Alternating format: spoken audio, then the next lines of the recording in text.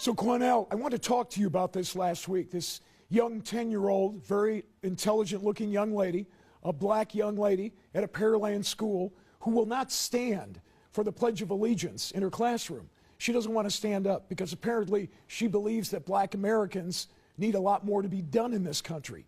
She is not willing to support the black Americans that have fought and died for this country. You know what I believe, Cornell? And I know you supported her publicly, but you know what I think?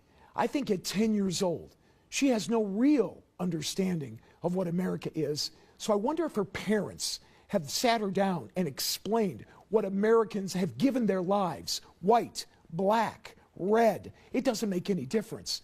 They stood and they fought and they died for this country, and she doesn't want to do anything to honor them? Matt, she comes from a family of military service members. Her father is a retired military service member also who served this nation well with great dignity. She also has additional family members who was in the armed forces. Good. Her mother's a very intelligent woman who has had long conversations as well as her father about her not standing for the flag.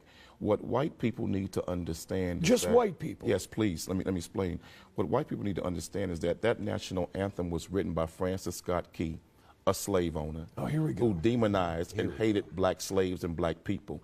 And that unwritten third, that unheard of and unspoken third verse, go research the third verse where he says, "There's no refuge in this country for the hireling or the slave. Both should be turmoil to the grave." How's her parents doing? This is a man Are they successful? that promised turmoil for black people to the grave. Would you ask Jewish children to say a pledge to a German anthem that disrespects Jewish people? If they're No, you living would in not. Germany, No, sure. you would not. Well, sure. That disrespects Jewish people? Then No, why, you would not. You certainly can kneel down. In America, you have the right to do that. But what will happen to her, how her friends will respond, how the school will view her, how Americans will view her is very negative. And this is not what you want for your 10-year-old child. And let me say to that young girl and others like that young girl, America looked at the same way at Rosa Parks when she refused to get up and give up her seat to a white man on the bus.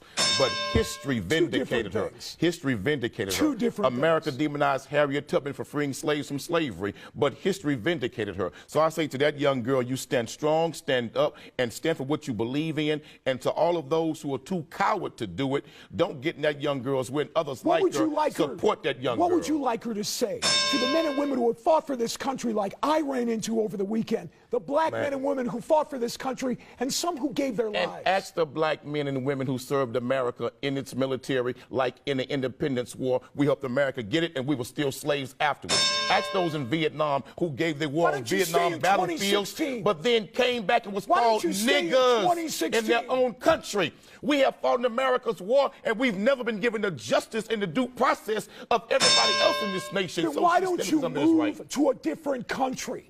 Why are you staying here if you don't like it? Let me tell you why. Because the country belongs to Indians. You white folks stole it from them, raped and robbed their people. This is not your country. You all came over here and stole it and beat the hell out of them. So this is not your country. It was my country. You all need to go home. You all need to go back where you came from. If you don't like it, why don't you pack up and go? Let the Indians decide who should pack up and go. And I guarantee you black folks will stay, and you all will be on the first damn boat leaving here. So don't try that, brother. You all didn't make America. This is not your country. What you should do is sit down with someone who has fought for this country, Cornell. Get their opinion, too. Tons of black people have, and what have we gotten from it?